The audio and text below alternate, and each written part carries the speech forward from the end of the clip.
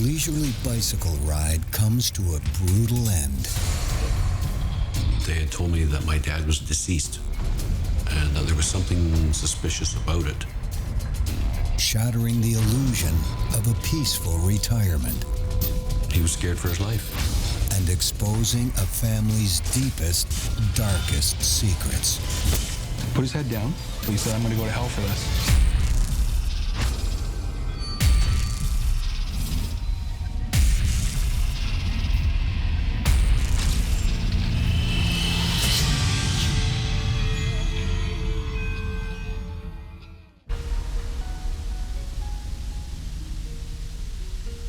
Niagara Falls, Ontario. This scenic area is home to retired real estate agent Bruce Firman. He lives 15 miles from the falls in the suburb of St. Catharines with his wife of 10 years, Margaret. I believe I'd been married 4 times. After he met Margaret Benesh, then he retired from the real estate company. Well, then the rest is history. While Bruce enjoys his regular bike ride around the neighborhood, Margaret heads out to dinner with her daughter Elizabeth, who's visiting from Trail, British Columbia, 1,800 miles away. Mother and daughter catch up over a leisurely dinner overlooking Niagara Falls.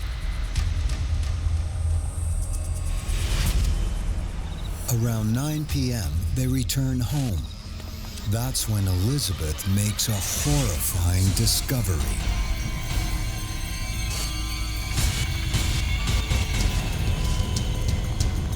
She hurries her mother to the neighbors to call 911. It was just a regular night. We were relaxing after work, having a glass of wine, TV on, the kids were in bed, and the doorbell rang. Up to that point, it was just a regular, calm evening. They had said, we don't want to wake your kids or anything. And we said, well, no, come in. So they came in, and then my husband, Mark, was going to go over and just see if he could help Bruce. And that's when Elizabeth Gatenby said, no, you better not do that because we think there might be an intruder in the house, and you should, not go over there. We don't want something to happen to you. But Bruce Firman is beyond help. Mr. Firman appears to be deceased.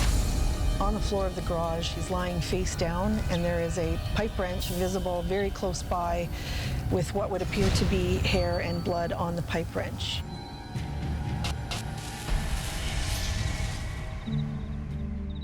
The police had came to my door, and they had told me that my dad was deceased and that there was something suspicious about it. I was shocked completely. My father dying, which he was a healthy man, it didn't make any sense at the time.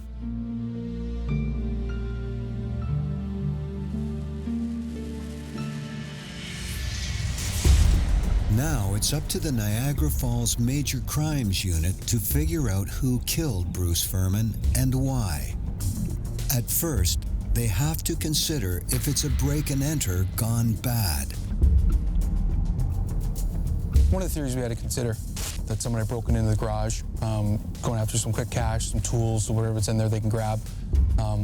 Mr. Firman comes home, they confront them, they panic, assault him, and kill him to make their escape.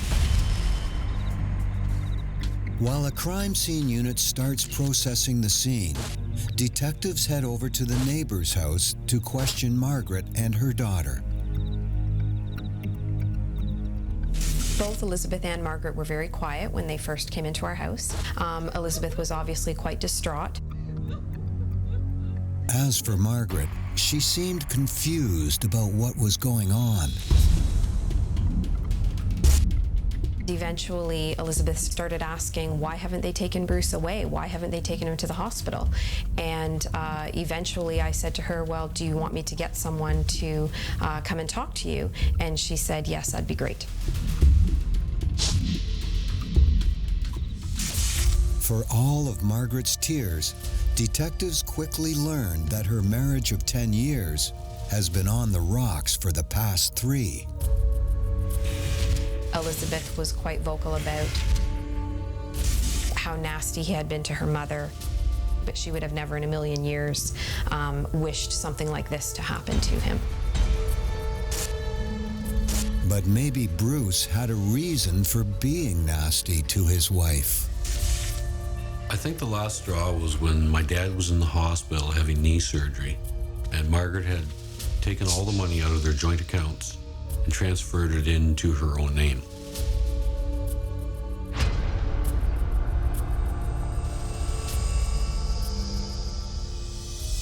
Immediately, we learned that Margaret and Mr. Firman are dissolving their relationship, and they are presently in civil litigation to dissolve that relationship, and that litigation is not going smoothly.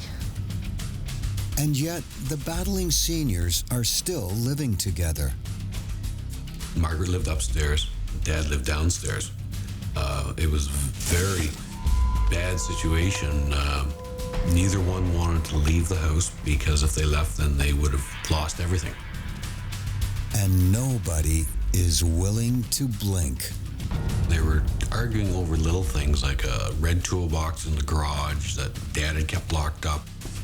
The little things that they'd got together while they were married, and they were just argued over everything. It wasn't over the bulk of the money. It was more just the tiny little things that they didn't want to give up.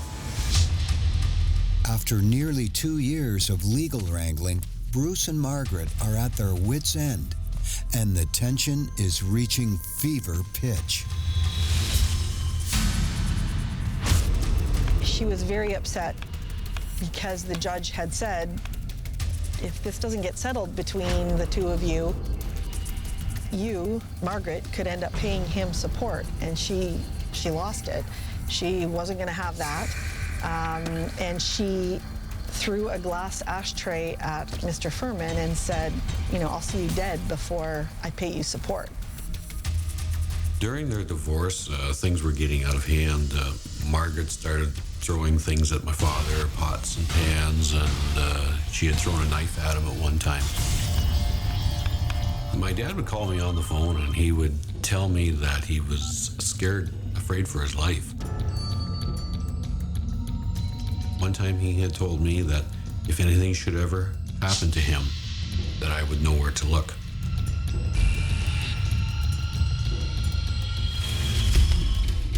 But right before Bruce's murder, Margaret seemed to be changing her ways. She even agreed to a third-party intervention. Elizabeth Gatenby, who is Margaret Benesh's daughter, travels to St. Catharines to try and mediate the situation and to be of some support for her mother. Instead, her father-in-law ends up dead on the garage floor. Terrible coincidence? Or something more? Answering that question will soon take police on a wild ride and straight into a suspect they never saw coming.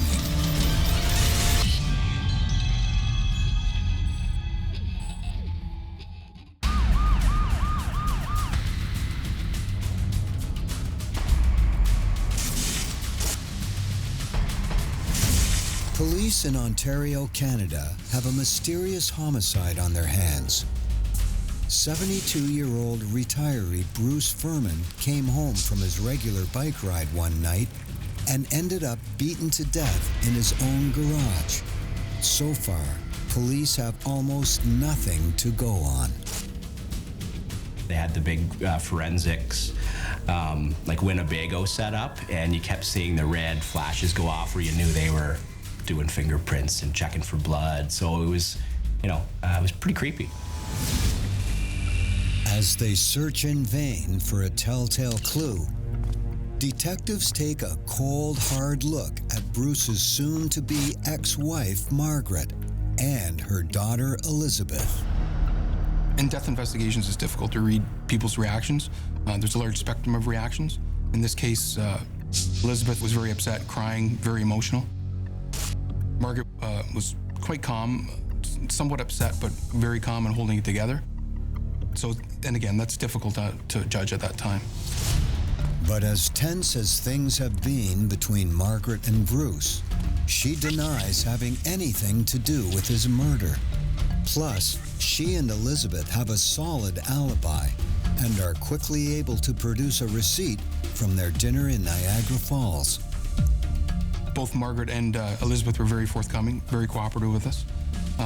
They told us what time they left Firman House, where they went to Niagara Falls, what restaurant they went to, what they ate, and the time they returned.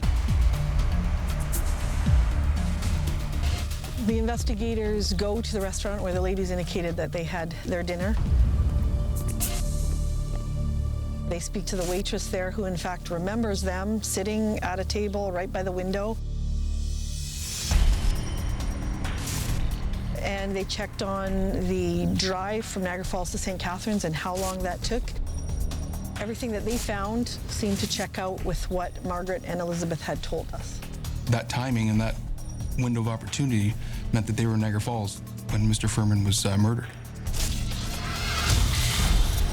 Police ask Margaret and Elizabeth if they're willing to be checked for blood spatter. They agree without hesitation. Anything to help the case.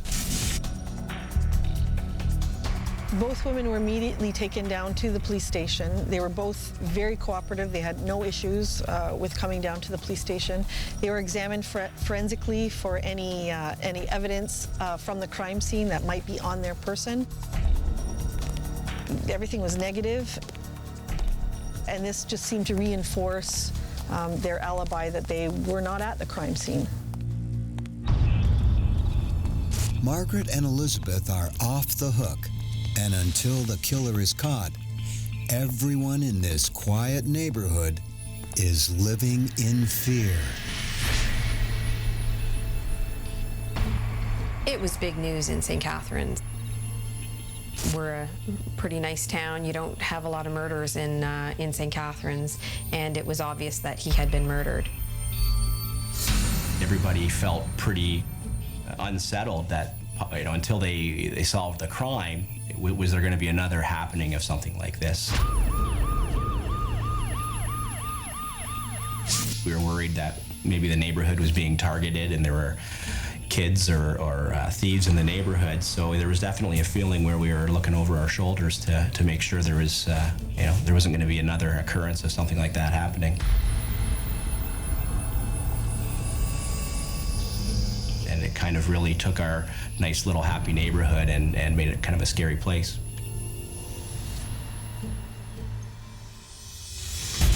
With a murderer still out there, there's no rest for police, especially in the critical first 48 hours. Well, this investigation was different for me because it's my first investigation as the lead in a homicide, and I felt some pressure and just really wanted to solve this case as quickly as possible.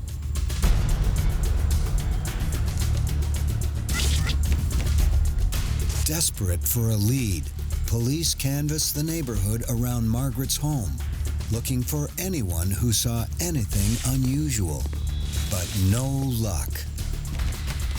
All the neighbors were talking, gossiping, and there were neighbors being accused of being involved because they had had altercations with Bruce publicly in the past. It was quite intense in the neighborhood for sure. But none of those rumors lead police to a viable suspect. Thinking outside the box, investigators have to wonder if the killer is from out of town. So they head to local motels to look for anyone who checked in the night before. This is what I like to call good old-fashioned police work. Investigators hitting the ground running. They're out on foot, checking hotels, motels in this city. The plan was to check all of them, and if it didn't pan out here, then they would slowly move out towards other surrounding areas and continue checking hotels.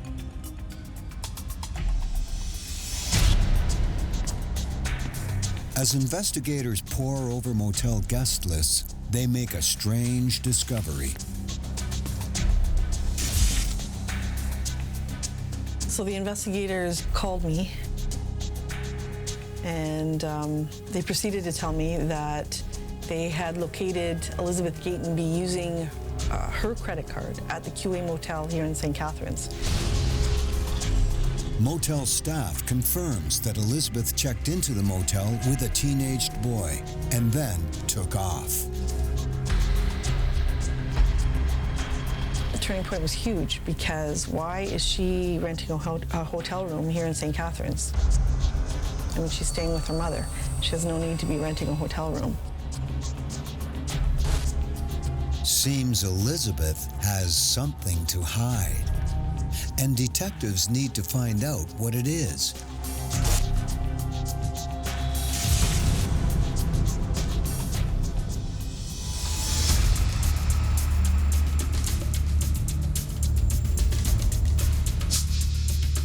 They question the stoic out-of-towner at her mother's house. We asked her why she rented a hotel room for this young male. And right away she said, oh, I met him on the bus all the way. We traveled all the way from out west, and I befriended him. When I knew when he came down here, he had nowhere to stay, and that that's what I do. I'm a youth counselor, and I help the youth, and I got him a hotel room. Elizabeth's background is that she is a youth worker, and she runs the Heart of Trail Youth Center. She tells investigators there's nothing she wouldn't do to help a kid in need, even a stranger. Basically, her mission in life is to help troubled youth. Elizabeth's background checks out, but detectives are still skeptical of her story. It didn't sit right with me, but I wasn't sure because I thought someone like her who does what she does, being a youth care worker, she may do something like that. But just in my gut, it just didn't sit right with me. Elizabeth's airtight alibi rules her out as a primary suspect for the time being.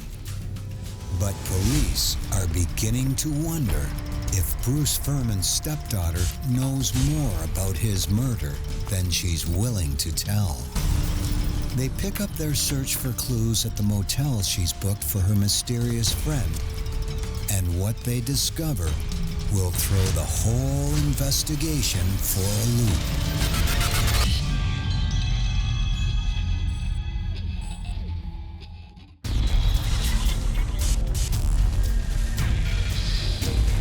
The tranquil beauty of the Niagara Falls region has been shattered by the cold-blooded murder of Bruce Firman. Now, investigators want to know more about the victim's stepdaughter, Elizabeth Gatenby, and the stranger she put up at a local motel.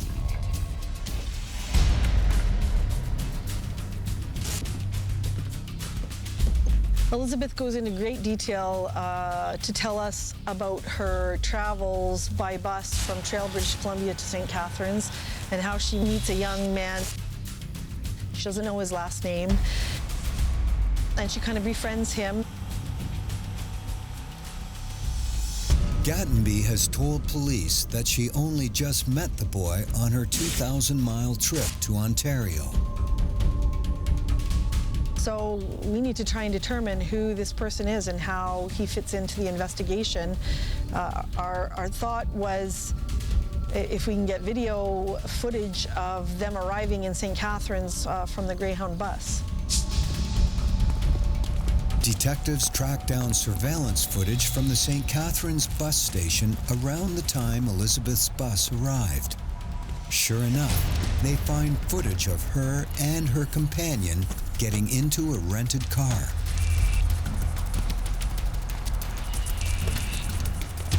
But how much does she really know about this stranger? And could he have something to do with her stepfather's murder?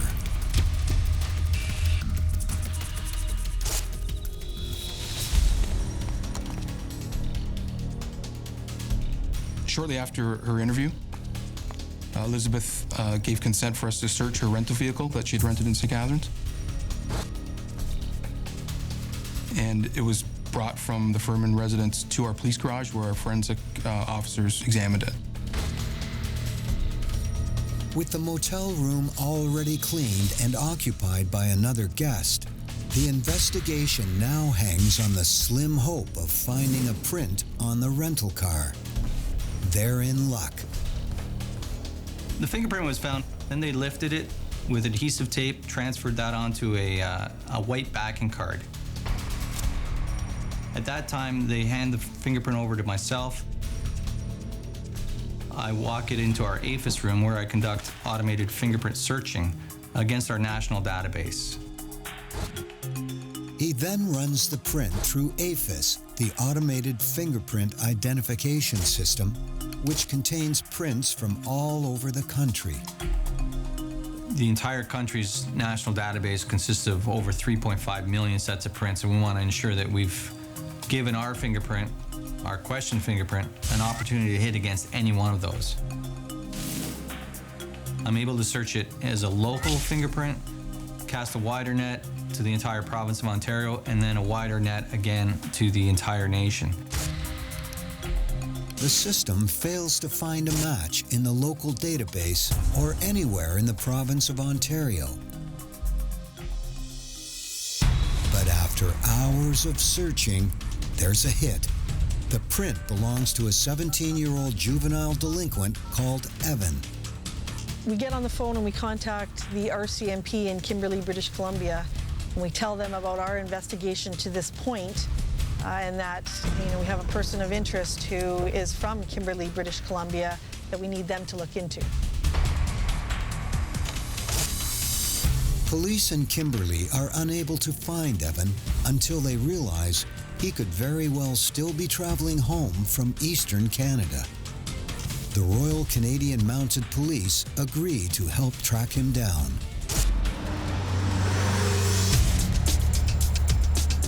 The RCMP were literally waiting for him at the bus terminal when he got off of the bus from Ontario.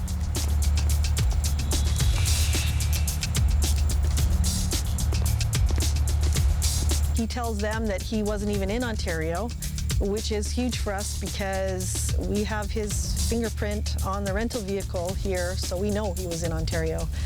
So we decide that it's important and we need to get our investigators out there to interview him.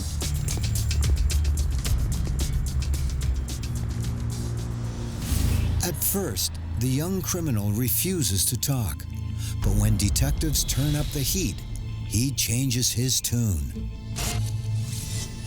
Our investigators are in Kimberley, British Columbia. I'm here in St. Catharines. We're in constant phone contact. They call and they tell me that he's starting to talk and that he admits that he was here in Ontario.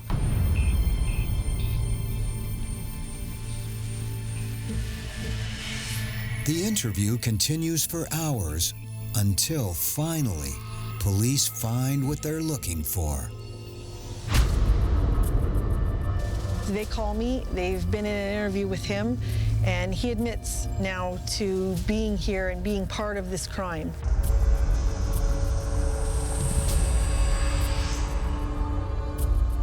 Now I know we're on the right track. Evan confesses that he was involved in Firman's murder, but tells police he didn't act alone. He tells us that he came to Ontario, that he was at the homicide scene, that he was hired by a third party to come here to Ontario. Now, investigators need to figure out who that party is. As they soon discover, it's not who anyone expected.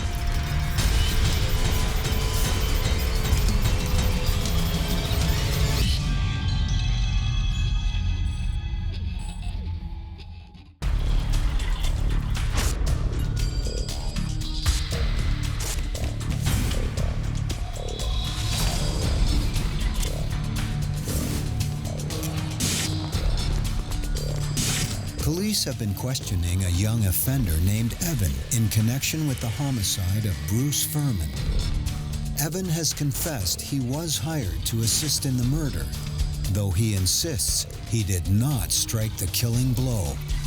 The name Evan reveals next will add yet another strange twist to the case.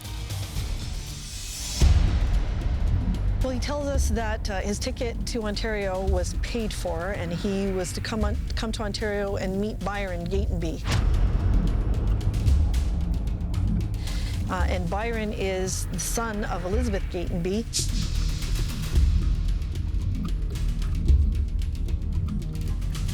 So we decided it was important to have investigators out to Whistler, British Columbia to locate Byron.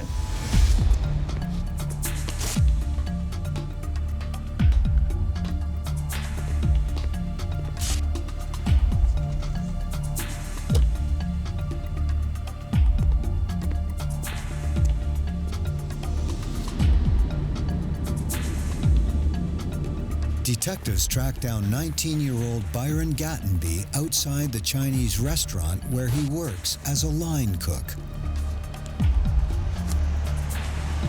The next morning, myself and Mike Gamble interviewed Byron.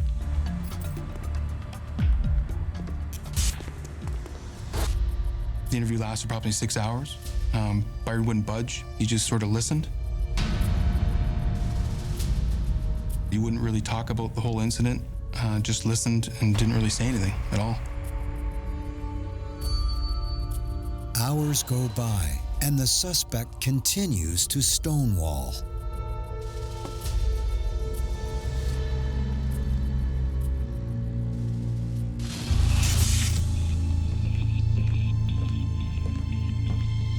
After the 6 hours, we decided to call it a day. I took Byron out of the interview room and walked him to the cell he was staying at. And on the way, I was building rapport with him and talking to him. You have to speak at their level. You can't talk down to them. So you have to find that level. Sometimes it's easy, sometimes it's hard. But when you do, it works very well. The detective tries to make a personal connection with the young man. I looked at him and I said, you're taking the hit for this. And he stopped, he looked, put his head down for a couple seconds. He lifted his head up. I'll never forget this quote. He said, "I'm gonna go to hell for this." And he just gave it all up. Byron admits he was going to Ontario to kill Bruce Firman and asked Evan to come along for help carrying out the plot. I got a hold of another person that a couple years back that I was close with, that we had jokingly mentioned doing the whole tough guy. Well, that if we could ever take somebody's life, could we do it? What would be that rush? What would be that? We knew some people who did it just for that rush. And we wanted to know what it felt like. It never happened like that. But I got a hold of him. He said that he was willing to do it again.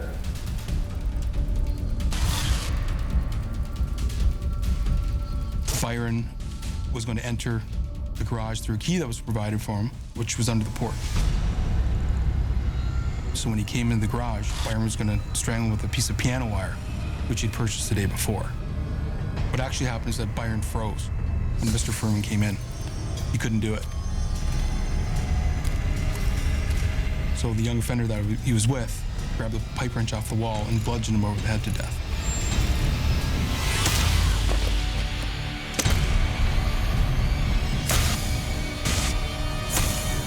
It was a very bloody scene.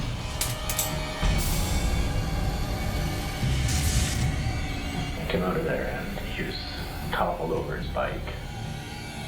I gave him a kick. And I gave him 2 kicks into the ribs. Pretty hard. I was pretty pumped. And I think he was gone.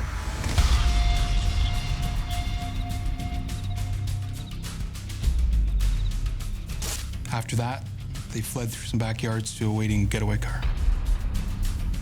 Evan's story is largely consistent with Byron's, except that each boy blames the killing blow on each other. Byron explains that try as he might, he's just not capable of murder, at least directly. During the interview, Byron also informed me that he was there a month prior to kill Mr. Firman, but he couldn't do it. Couldn't do it by himself. He needed someone to help him. So he went back to BC and recruited the young offender to come back and help him do this. Byron's reasoning is that Mr. Firman is hurting his grandmother, and you know, he says he loves his grandmother very much, and in his mind, he's getting rid of the man who's hurting her. Byron has given investigators a play-by-play of the events the night that Bruce Firman died, but he has one more key element to reveal. He says the murder-for-hire plan did not originate with him or with Evan. It was, in fact, masterminded by someone else completely. Someone who's been hiding in plain sight.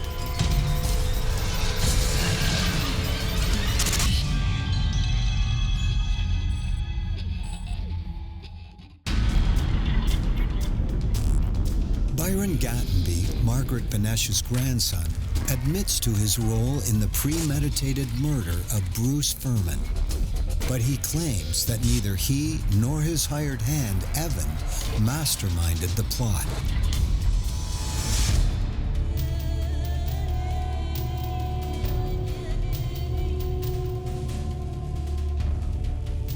My mother had openly said that she wouldn't feel bad if he just dropped off the face of the earth.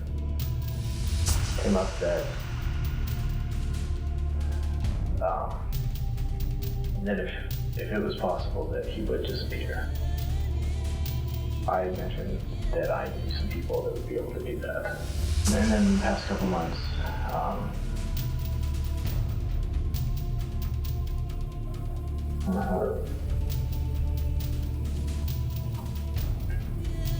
came up that I would do it. Somehow I would deal with it. It's just to be a mugging gone bad.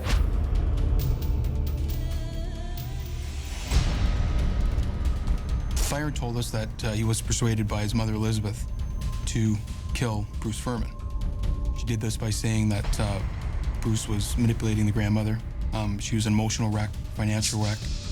She tried to kill herself. She supplied him with a hotel room. She brought them food. She brought them the overalls and gloves they were to wear. And she also supplied an overall plan of how they were to commit the murder that night. After the murder, Byron and Evan drive to Niagara Falls.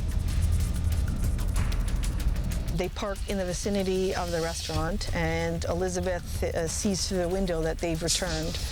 So she leaves the restaurant and goes to the boys. My mother came over and asked if I was okay, and gave me a hug and told me she loved me. And asked if it was done. Sorry, who asked if it was done? My mother asked if it was done. Yeah. Asked if he was dead. She said that he wasn't going to be bothering Grandma anymore. Okay.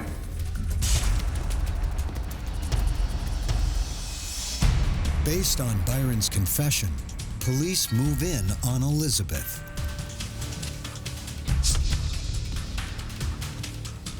I then told her she was under arrest for murder, and at that time she said, okay. I looked over at the kitchen table, and the phone book was open to the lawyer's page with the lawyer's circle. So she knew it was coming.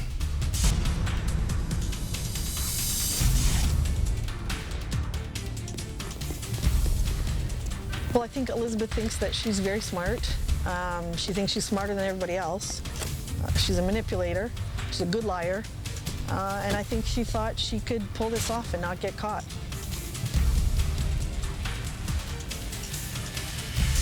Basically, Elizabeth is setting her son up to commit a homicide, and he's 18 years old. So what mother is going to bring her son into part of a homicide?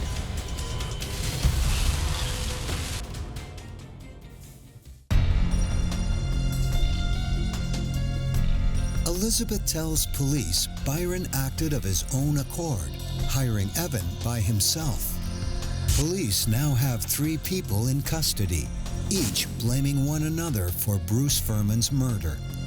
While the cases are being prepped for trial, one of the 3 defendants has a change of heart.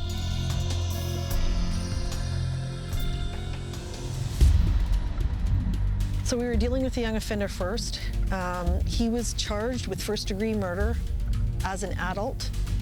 When this incident occurred, he was just shy of his 18th birthday. So we ended up going all the way to the Supreme Court of Ontario, where they upheld that, yes, he would be tried as an adult, charged with first-degree murder.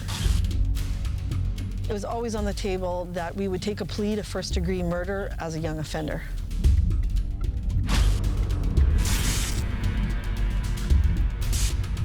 Evan is now willing to make a deal. He'll tell the truth if he's tried as a minor and receives a shorter sentence.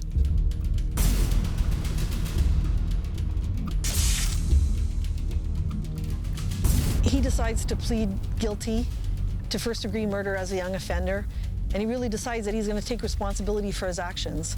And that's what he did. He stood up and he gave a truthful account of his involvement in the homicide.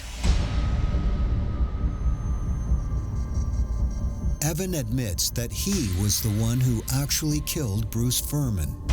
He is sentenced to just 6 years, the maximum a minor in Canada can get. Well, Byron is charged with conspiracy to commit murder, and now his mom is charged with first-degree murder. So Byron and the young offender are now going to be witnesses at trial against Elizabeth Gatenby. Investigators now turn their attention to Elizabeth, but after many hours under interrogation, she will not confess to anything. What kind of person would do this?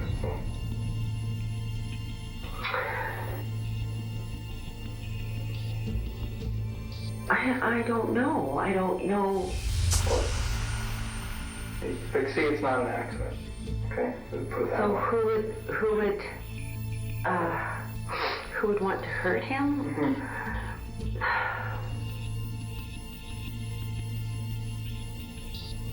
Oh. I'm sure there are lots of people who would want to hurt him, but I can't fathom anybody actually doing anything. Do you know what I mean? Like, I'm just thinking, like, what kind of person? I mean, God, there were times in my head I thought, oh, God, I could just wring your neck. But I wasn't about to wring his neck. And Bruce, it's like, to me, Bruce is like, just not worth it. You know, he's elite. He's a pariah.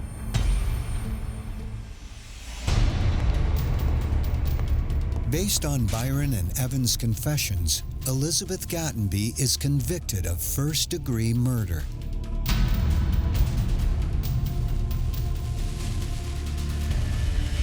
Elizabeth was trying to help Dad and Margaret. She was at their house trying to be a liaison between the two of them. And then when she was charged with the murder of my father, I couldn't believe it. She was the one that was trying to be helpful, and I couldn't believe she would do that to my father.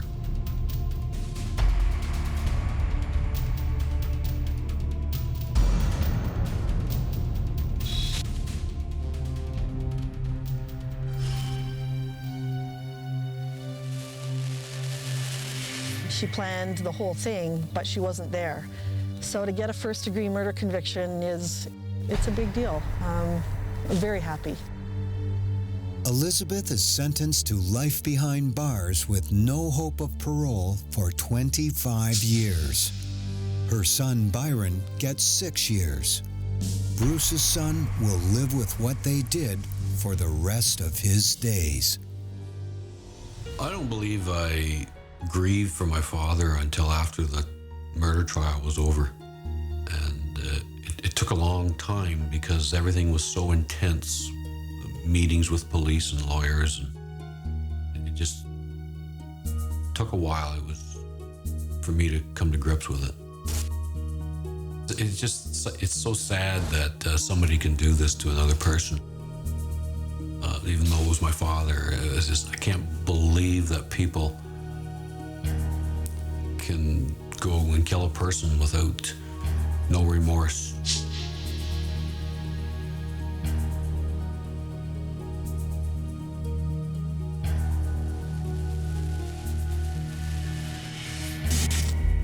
The case is now closed, and some say justice has been served. Others wonder if a major player in the plot got away scot-free.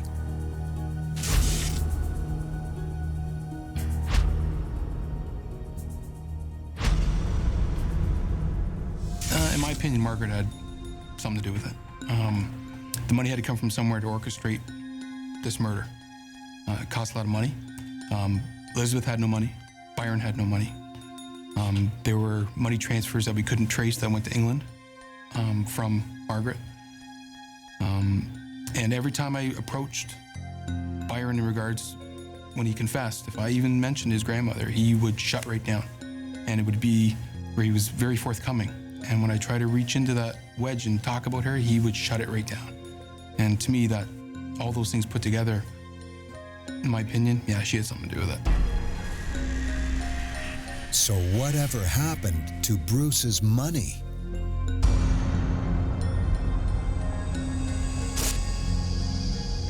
There was a will that was made out that left me as executor to their estate, and it couldn't be found. It disappeared after my father's death.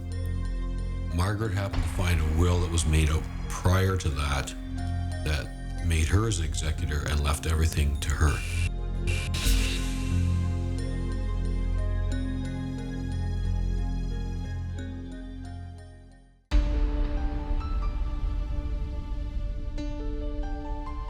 And so, despite the fact that her daughter and grandson are in prison, it seems the merry widow got what she wanted all along.